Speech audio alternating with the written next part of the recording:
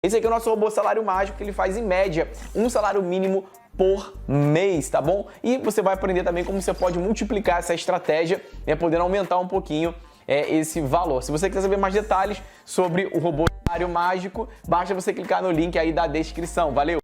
Ô Cortella, eu pedi o seguinte, pedi pra turma mandar umas perguntas. Oh.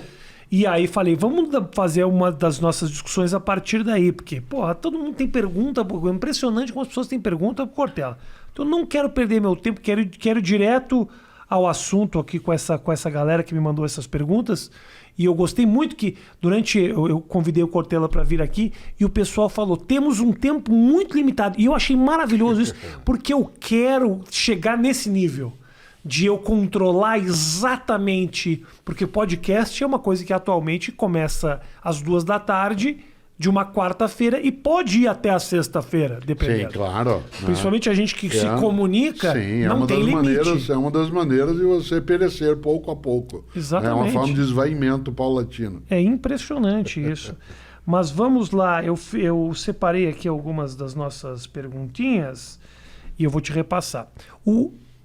Pergunta é o seguinte, você sempre falou, Cortella, dessa maneira cantada? E da onde surgiu isso? Porque você falou, Sim. o Zé Vasconcelos é uma referência. Eu tenho a ideia, talvez equivocada, de que as palavras no final dão uma esticada para pensar na próxima frase. Então, são duas coisas, são dois movimentos. Que eu faço muito isso no palco. Isso, claro, eu também. Devagar. Eu também. Para que eu saiba o que eu vou falar. Exatamente. Né? É a ideia poética da comunicação. E as pessoas se conectam mais com o lento, porque eu tenho condições de refletir. Há dois movimentos nisso. O primeiro deles eu sou professor, eu tenho que ser didático. Okay.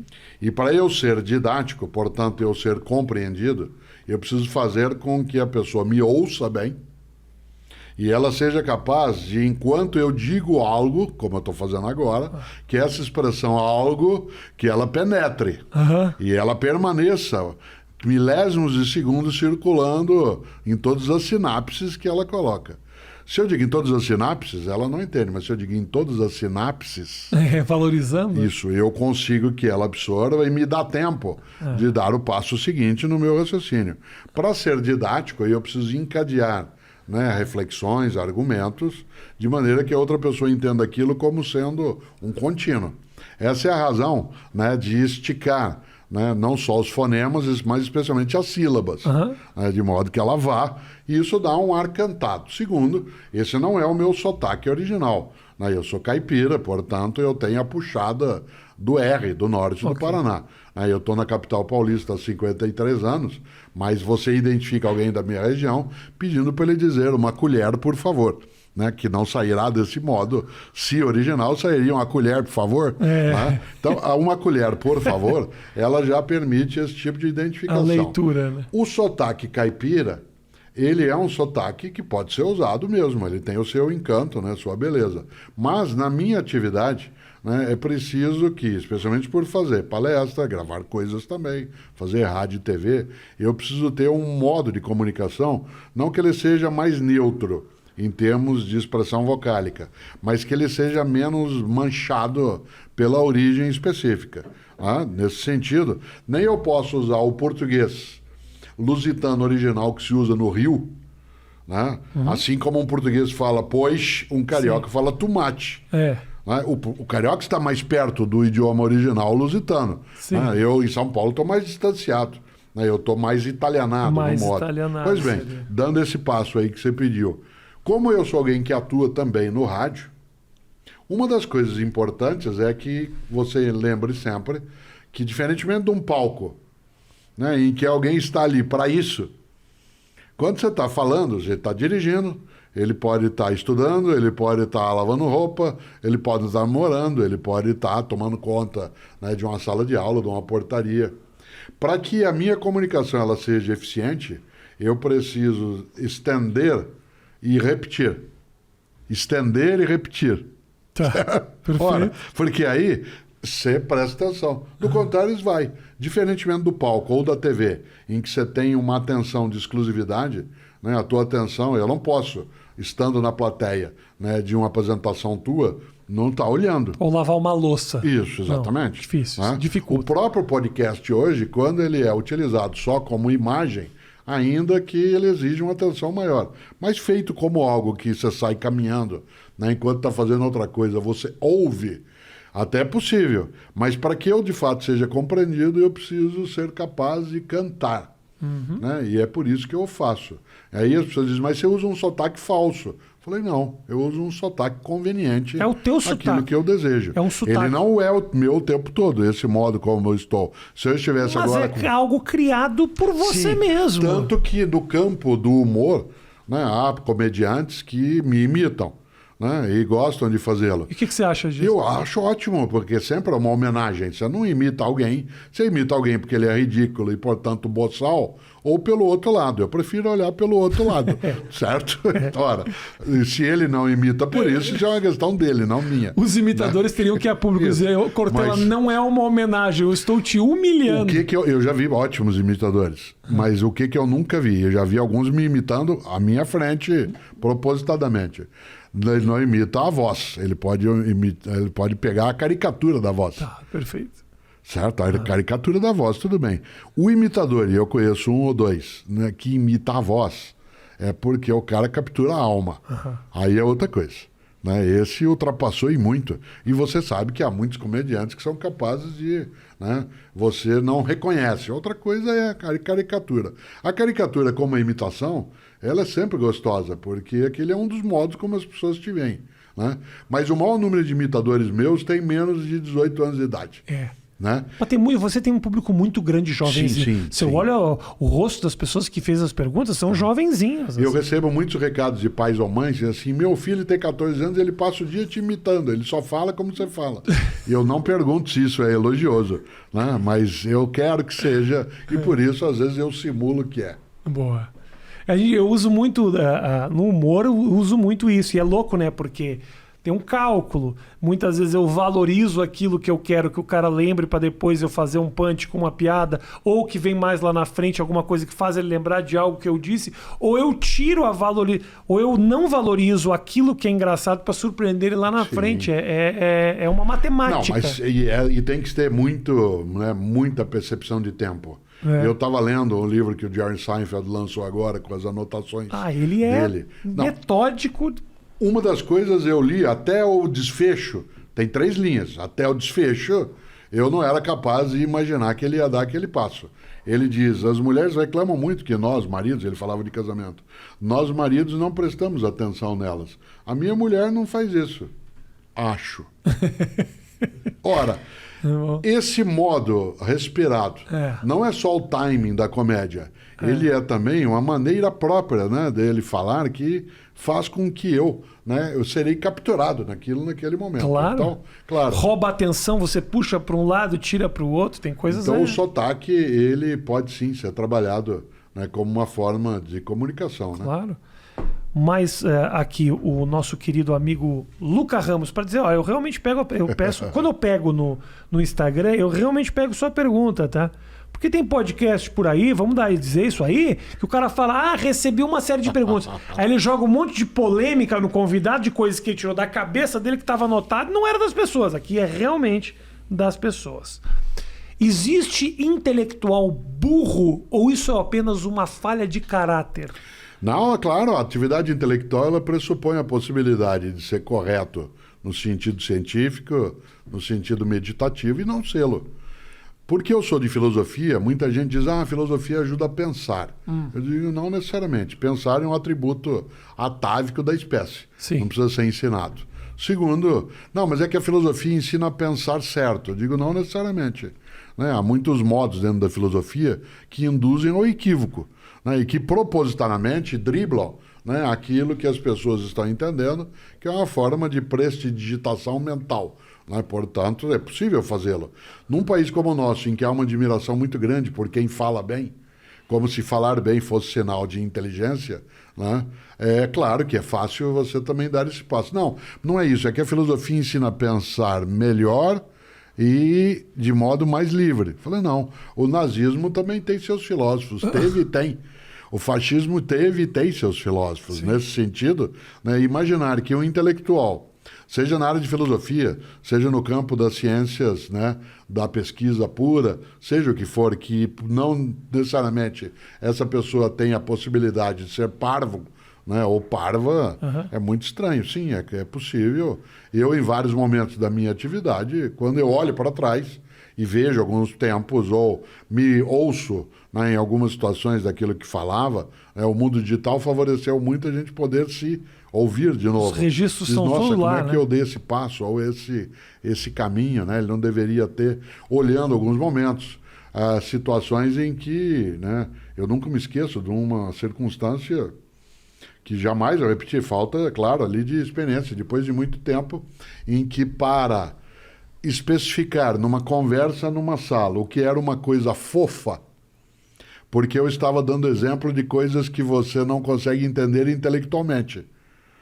Ou você tem o experimento, por exemplo, eu não consigo ensinar para você o gosto de uma laranja. Tá. Certo? Você dirá, não, mas é parecido com o quê? Certo? Ou tem a experiência empírica, né, concreta, e aí é uma redundância, mas é necessário, ou não tem como. E eu fui explicar o que é uma coisa fofa, né? Ou você faz o gesto, ou você entrega, mas o gesto não especifica. E ao fazê-lo, eu segurei no braço de uma pessoa que estava à minha frente. Por exemplo, né, você tem um braço fofo. Pega na barriga da pessoa. Isso. Você é fofo. Mas foi absolutamente... Era a primeira pessoa que estava na minha frente. Não havia nenhuma intenção. Aquilo produziu nela um desconforto tão grande. Era alguém com quem eu tinha, na pessoa. Né, porque eu não tinha notado que ela tinha mais obesidade até, né, do que ela admitia para ela mesma, ou para ele mesmo, no caso. Né? E aquilo ofendeu a pessoa. Soou como se você tivesse dizendo... Aquilo a ofendeu. Aquilo, da minha parte, foi uma desatenção, né, eu não ter prestado atenção.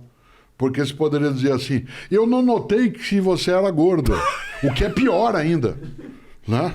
E eu falei sem pensar, falei, então não faça isso. Então, é claro que um intelectual pode sim cometer disparates, né? Pode ser capaz de coisas que não deve, na prática, né, e na escrita. Agora, já que você entrou nesse exemplo especificamente, eu acho que esse exemplo quer dizer mais do que isso. Isso acontece geralmente na comunicação, em todos os cantos. Você fala algo sem a intenção da ofensa, aquilo... Eu já adentrei no modo Cortella de verbalizar. Ofensa. Isso. E essa pessoa... Você não tem o intuito de ofender. Essa pessoa se ofende. Como é que você faz para controlar isso? Porque, por exemplo, você não é culpado dessa pessoa ter os seus traumas, de ela ter sua vivência, de ela absorver aquela informação de maneira que a agrida. Você não tem responsabilidade sobre isso, sobre nenhuma no teu gesto. Isso acontece geralmente na comunicação. Quando eu faço um comentário, uma piada, uma conversa no casal que briga, eu não quis dizer isso. Aí daqui a pouco essa pessoa se ofende porque ela tem, né, um background, ela tem informações que faz com que ela assuma uma interpretação. E eu sou obrigado agora a abraçar essa responsabilidade e não, me pedir desculpa. Você que se comunica, e eu também, em público, portanto, é diferente de uma conversa. Mas acontece nas conversas também. Claro, também. Mas na conversa você normalmente consegue refazer, porque você vai ter uma convivência com a pessoa, sim, em tese que você vai, né, reatar, né, juntar os caquinhos, sim, e colá-los outra vez. Você não tem que se subordinar a isso, mas tem que levar em conta. Eu tenho de levar em conta, eu não tenho que me subordinar, eu não tenho que me calar, né? Eu não preciso silenciar aquilo que eu vou fazer, mas eu preciso levar em conta que eu posso estar mexendo com suscetibilidades que, embora eu não seja responsável por ela ser daquele modo, eu posso machucá-la. Mas se eu puder evitar fazer isso, né? Há coisas que não estão na minha consciência. Quando eu vou falar sobre um tema determinado, quando eu vou escrever sobre um assunto que eu sei que ele tem arestas, eu tenho que redobrar meu cuidado. Mas aí eu te pergunto, Cortella, desculpa te interromper, isso não acaba te tolindo, te cerceando? Não me torna mais criativo. Eu lembrar algo, o que eu vou falar é aquilo que se chama de argumento de autoridade por causa da idade. Tá bom. Não tem a ver. Né? Você não vivenciou né? Você pegou uma parte, você nasceu durante a ditadura militar Nasci. empresarial no Brasil Isso. e não pegou a censura daquele momento. Não. Pois Governamental, não. É. Não. A censura que foi feita naquele momento, ela não impediu a criatividade. Sim. Se você observar, a expressão musical, a expressão do teatro, a expressão, né, daquilo que é a comunicação, ela teve que encontrar outros caminhos nos quais ela redobrou a inteligência. Sim. Haja vista que nós somos capazes, né, de rememorar algumas das peças de teatro, algumas das novelas que foram produzidas naquele momento. Não que a censura ajude a criatividade, ela obriga mais do que ajudar. Por isso, não é que eu, Cortella, queira silenciar o tema porque alguém se fere, mas eu preciso redobrar o meu esforço para eu não dar um passo desnecessário. Meu lema no campo da comunicação, e talvez, né, isso possa parecer até inocente, mas não ria de mim, ria comigo. Perfeito. Não ria de mim, ria comigo. A gozação na escola, aquilo que hoje, de modo estranho, é chamado de bullying, porque existe o verbo bulir em português, né? Não precisa usar o inglês. Né? Existe o verbo bulir? Sim, bulir. Você não vai bulir nisso, menino. Macaco que bule muito que é chumbo. Né? Claro, na minha infância, eu li Monteiro Lobato. Bulir. Bulir. Eu li Monteiro Lobato. O primeiro livro inteiro que eu li na minha vida foi Rei Nações Narizinho, que era proibida a leitura, porque minha família é de tradição católica, e os livros do Monteiro Lobato entravam no Index Librorum Prohibitorum. Na minha família também era proibido, mas é por causa do narizinho. Então. Porque todos judeus, Claro, narigudos, sim. a gente era. Qualquer coisa que tivesse narizinho, a gente era Então, proibido. e narizinho ali era inho, né? É verdade. Certo? Portanto, Exatamente. se fosse Cyrano de Bergerac, então jamais você poderia nem chegar perto. Né? Ora, quando a gente olha aquilo que, né, é a possibilidade, né, de bulir, está lá no Monteiro Lobato. O verbo bulir é um verbo que existe em português. Por que eu falava isso? Porque o que hoje se chama de bullying não é a brincadeira, a gozação. Porque a brincadeira, a gozação, num grupo, numa turma, numa família, ela tem uma reciprocidade. Quem é caipira como eu, gosta de jogar truco. O jogo de truco, que aliás veio para nós via Rio Grande do Sul, a primeira menção ao jogo de truco foi Mário de Andrade no Macunaíma. Certo? Não sabia disso. Que veio da Argentina o jogo, da Itália para a Argentina e depois para cá. O interessante é que no jogo de truco, para quem já viu jogar, você xinga o outro, você sobe na mesa, você diz você é o ladrão, né? Você fala você é um imbecil, etc. Mas o outro também fala, certo?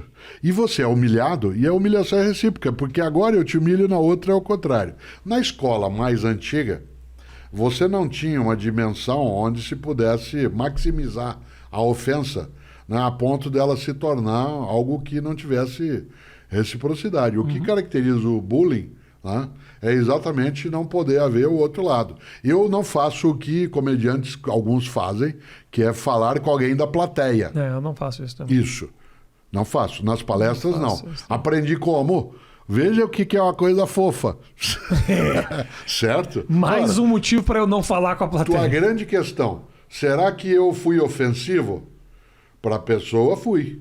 Será que eu quis fazê-lo? Não. Será que existe responsabilidade naquilo? Sem dúvida. O que não existe é dolo, ou dolo. Existe culpa. A sua intenção Isso. não era Não de era, ferir. mas machucou. Né? A frase vai doer mais em mim do que em você, né? Até, como se diz no Rio Grande, até pai e mãe já falaram isso um dia. Certo? Então, esta ideia, né, de uma cautela é muito diferente de uma anulação, né, da minha forma de comunicação. Né? O politicamente correto, ele funciona, né, muito mais por algo que um dia, eu gosto de citar isso, o Lenin tem um texto, né, o Vladimir Ilyich Ulyanov, o Lenin tem um texto sobre a teoria da curvatura da vara. Quando você pega uma vareta, né, e você apende para um lado, quando você solta, ela vai para o outro lado. Ela demora algum tempo para a obtenção de um equilíbrio, quando essa vareta é mexida. E nós, hoje, com o politicamente correto, a gente foi por um extremo. E nós estamos equilibrando um pouco o modo de comunicação. Né? Algumas das coisas que eu falava há algum tempo, numa coisa que produziam até riso, numa palestra, e eu recuei. Não porque eu queira me censurar, eu falei que eu sou capaz de inventar outra coisa, como faço? Não é que não chateie, né, nenhuma pessoa.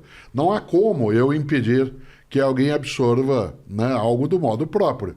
A frase antiga, Milor Fernandes dizia, o problema da idiosincrasia é que não tem um especialista para cuidá-la. Sim, certo? claro. Então, lá, não tem como lidar com o idiosincrático, mas que a gente precisa tomar cautela, quem está com comunicação, sem dúvida. Eu concordo. É que eu também vejo, Cortella, que a gente também, enquanto comunicador, tem um pouco a responsabilidade da provocação, às vezes, também. Então. De passar por algo que eu acho que pode até te incomodar. Lide você também com isso, né? Porque senão a gente não chega... Às vezes, realmente, tem a vareta, ela exagera para aquele lado, tanto no politicamente correto, como na provocação. Sim, claro. A vareta ela vai longe mesmo. Eu acho que... Mas são atividades de comunicação diversas. Né? Faz parte um pouco da tua atividade, Claro. a iconoclastia, Claro. né? A demolição dos ídolos. Né? É difícil a gente lidar com algo desde a origem, né? Em que o humor não tem a tarefa, né, de, como lembrava o Gil Vicente, castiga-te ridendo mores. Né? Você mexe com os costumes rindo. Então, é muito diverso. Claro. Algo que está como possibilidade na tua ação. A Cláudia, com quem eu sou casado, ela é gestora de teatro, portanto ela está habituada. Ela diz sempre que um espetáculo de teatro é uma mentira combinada. Né? Eu vou para lá como espectador sabendo que ali as coisas parecerão verdadeiras e você que está no palco faz a mesma coisa. Certo? Sim. Quando você conta uma das tuas histórias no teu espetáculo, né, daquilo que aconteceu na tua casa, com a tua mulher, com o teu filho, com a ex-mulher, com o ex-filho, seja lá o que for... Nenhum de nós ali imagina que aquilo é 100% coincidente. Hoje em dia nós estamos vivendo um momento muito complicado, porque muitas vezes não é só aquele que me assiste ali na minha frente. Às vezes essa informação sai daquele lugar e printa no jornal. Isso. E aí é um lugar que não estou num ambiente de desconstrução que é o palco. Eu estou printado na página da revista Veja. Aí realmente até eu mesmo às vezes leio e falo que absurdo esse negócio. Por isso que o Manuel de Barros dizia, no que eu escrevo eu não minto 10%, o resto eu invento. Né? Então essa mentira combinada, ela favorece um pouco mais a tua atividade. Claro. Né? Não que eu não o faça, isto é, também fazer palestra ou escrever livro é contar história. Claro. Né? É contar história, mas essa história ela não tem tanta intenção de produzir o desconforto que o humor pode fazer. Né? Se você, por exemplo, naquilo que faço, ou outros homens e mulheres que fazem a mesma atividade, eles não incomodassem, né, ficaria... Né, eu sou capaz de fazer uma palestra inteirinha durante anos sem usar palavrão algum, e sou capaz de bater palma para o meu amigo Clóvis de Barros Filho, com quem você já conversou, que coloca o palavrão de um modo inacreditável. Né? Eu sou capaz de ser politicamente incorreto contra o politicamente correto, como o Pondé faz em vários momentos, né?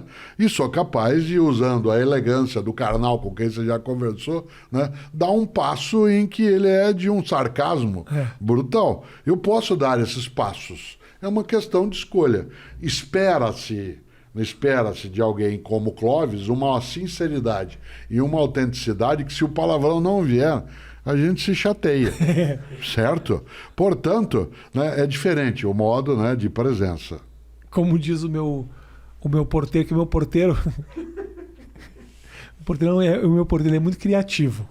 É o Ocimar. O Ocimar, ele quem vem aqui... Ele tem uma atividade, o Ocimar, que é receber o nome da visita e repassar para o morador. Que é uma atividade que ele não domina.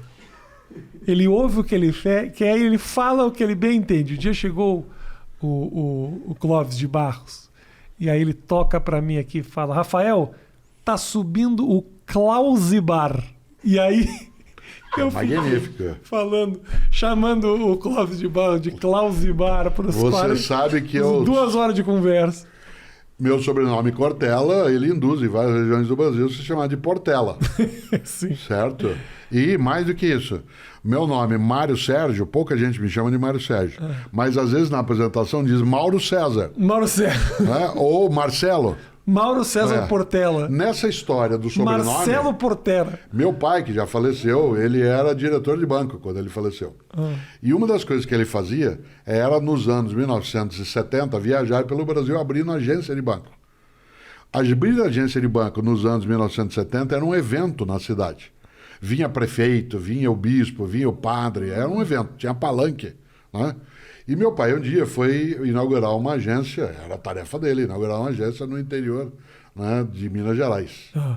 E o prefeito da cidade, conhecido pela sua dificuldade, né, em lembrar coisas e pela capacidade de falar asneiras, ele disse, né, ao seu assessor, não vamos esquecer do nome do homem.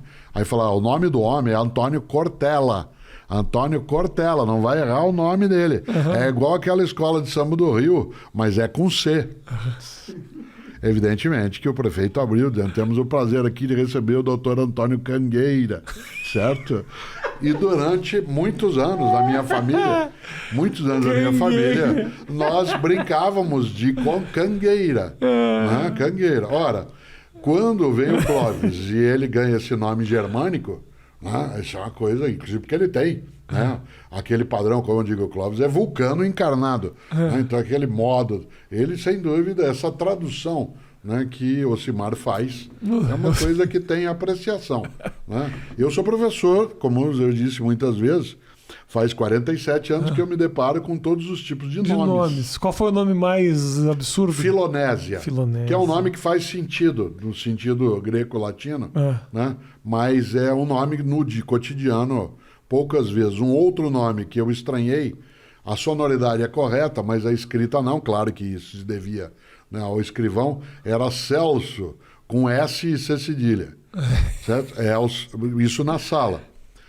Claro que você tem outros nomes também no dia a dia, mas Filonésia... Filonésia é o pai, que é o Filomeno, e a mãe milionésima. Isso, seria. Claro. Né? Por isso que... Geralmente o brasileiro ele faz assim, ele junta muito o nome do pai com a mãe, ele gosta muito disso. Pega o Jair com a Carolina, fala Jarolina. Isso, claro.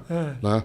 Agora, a docência, ela leva a gente a se treinar para você poder ler um nome que não é usual, né, e trazê-lo para dentro como simpatia. Isso. Porque, do contrário, você marca. Como professores usualmente fazem chamada, né, se você não tiver uma atenção muito forte ao modo como pronuncia o nome, ou se você, no momento, fizer um esgar, né, isso, claro, traz dificuldade. No Brasil, a gente se comunica muito com o olhar e com o rosto. Esse momento da pandemia, quando nós tivemos de passar a usar máscaras, sim, ainda bem, em larga escala, uma das coisas que ela trouxe, a máscara, e eu não ia falar disso, não é por isso que eu estou de máscara, mas porque fora daqui, né, é que nós nos prestamos atenção, o modo brasileiro de falar, você não sabe agora, claro, evidentemente, todas as minhas expressões. E não é que eu estou mostrando a língua para você, até poderia fazê-lo, né, mas não é essa a questão. Nós temos um modo de aproximação em que a gente quer a simpatia, o acolhimento, a receptividade. Nós temos temor ao confronto. Isso é usual. Aquilo que um dia se disse que nós éramos um povo cordial, o texto lá do Sérgio Buarque de Holanda, que é outra análise, é uma sacanagem dizer que ele disse isso, é porque estava no outro contexto, mas a máscara dificultou isso. Porque nós falamos um pouco mais devagar, porque enquanto eu falo, eu vou olhando no teu olho, no teu rosto, para ver como é que você está reagindo. Sim, para poder entender. Porque senão, na metade da frase, eu digo assim, não foi bem isso que eu quis dizer. Certo? Sim. De máscara não tem como. Por isso aumentou o confronto nos tempos mais recentes. Porque a máscara... Interessante isso. A máscara, ela esconde um pouco a minha possibilidade de recuar a tempo. É verdade, é verdade. É isso. Você vê que a filosofia é capaz, né, de trazer algumas coisas para o circuito que a gente nem sempre observa. Sim. Né? Porque você fica prestando atenção. Grande Cortella, para a gente fechar o nosso papo, uma última pergunta aqui que me foi enviada, eu achei uma pergunta interessante, parece imbecil, pode ser considerada imbecil ou profunda, aí é a sua escolha. Acho que nenhuma pergunta é tão imbecil que não possa ser profunda e nenhuma pergunta é tão profunda que não possa ser imbecil. Eu já comecei a filosofar. Essa era uma pergunta? Não. É isso que você fez? Não. Porque eu ia responder. Foi apenas uma reflexão. Dentro dos teus pontos de escolha, eu já ia escolher. Não. Aqui, ó, ele pergunta... Como encontrar propósito em meio a um universo vasto demais para você ter importância? Uma das coisas mais importantes... Como é que o cara sai respondendo? a gente... Não ouvi a pergunta. Você já ouviu todas as perguntas, Cortella? Não, eu ouvi o que você disse. Você já ouviu... Ninguém te faz mais nenhuma pergunta. Faz. Outro dia me perguntaram por que os kamikazes usavam capacete. Certo? É verdade. Pô, por que antes de dar a injeção letal na pena de morte, por que antes passa um algodãozinho? Protocolo. Protocolo é decisivo na vida. Pra ficar exatamente. Para a pessoa não pegar nenhuma infecção. Né? Uma das piadas que se contava nos anos 1970, quando o ditador espanhol Francisco Franco, né, ainda imperava, ele que foi capaz de tantos horrores na Espanha, é que quando ele estava já em estado já de agonia, no ponto terminal, um dos médicos sugeriu que a ele se desse morfina. E o médico particular disse, jamais, eu não quero que ele fique dependente disso, né? Então, esta lógica é do protocolo, né? É do protocolo. E aí você pergunta, como encontrar propósito em meio ao caótico? Isso. Né? Ou aquilo que parece sem sentido, aquilo que é o nojo absoluto, como diria Sartre, Perfeito. ou nada contínuo do Albert Camus. Né? A gente precisa lembrar que no universo, antes de eu ser, nada existia como eu, e quando eu deixar de ser, nada o será. Isso significa que eu sou único. Uhum. Uma das formas do arranjo da vida nesse universo sou eu. Portanto, a vida se arranjou de um modo único. Agora, eu sou único, mas eu não sou o único. Tá, perfeito. Não há ninguém como eu, não houve e não haverá, mas não sou só eu que sou. Há outros eus. Uhum. Isso significa que o meu propósito maior nesse universo, em que se imaginaria, em que não há sentido aparente, é a construção do sentido. Não há um propósito dado, a menos que seja no campo da fé religiosa, a menos que seja no campo do dogma, não há um propósito que aqui está e diz vá, faça isso. O que existe é a necessidade de você edificar, construir esse propósito. Por isso, meu propósito, eu quero que eu faça falta. Perfeito. Esse é o meu propósito. Agora, eu poderia fazê-lo sendo maldoso, malévolo, poderia fazê-lo de modo egoísta. Eu não quero assim.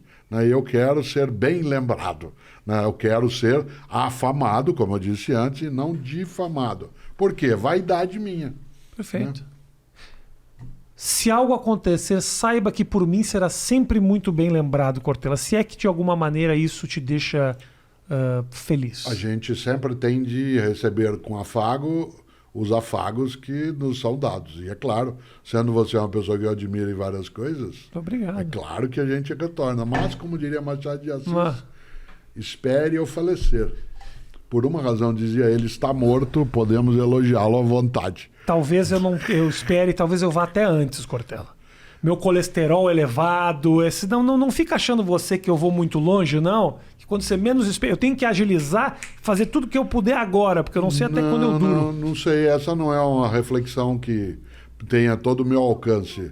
Isto é, a ideia do Carpe Diem, do aproveite o momento, a frase do Horácio, lá nas Odes, Carpe Diem quer dizer, não deixe de aproveitar o agora, Sim. Não viva só o agora. Eu vou dar um ar intelectual à minha frase final e citar Agostinho de Hipona, Santo Agostinho, dizem católicos, ortodoxos e anglicanos. Ele dizia, nós só vivemos o presente, só que há 3 tipos de presente.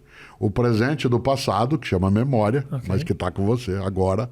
O presente do presente, que é a percepção do imediato, que é o que você está vivenciando.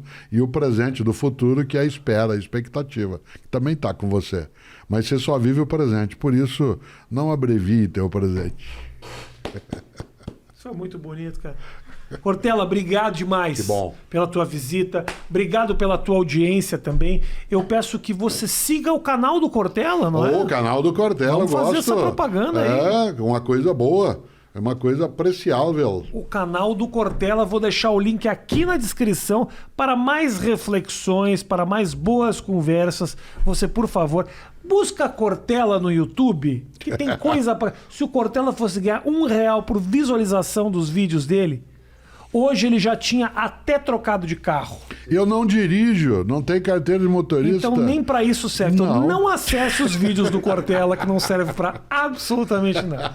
Chegou a minha comida do iFood. Se você não pediu o seu rango ainda, QR Code no canto da tela. Clientes novos com rango a 99 centavos. Um beijo grande pra você. Até a próxima. Obrigado, Cortella. Abraço. Prazer. Tchau, tchau.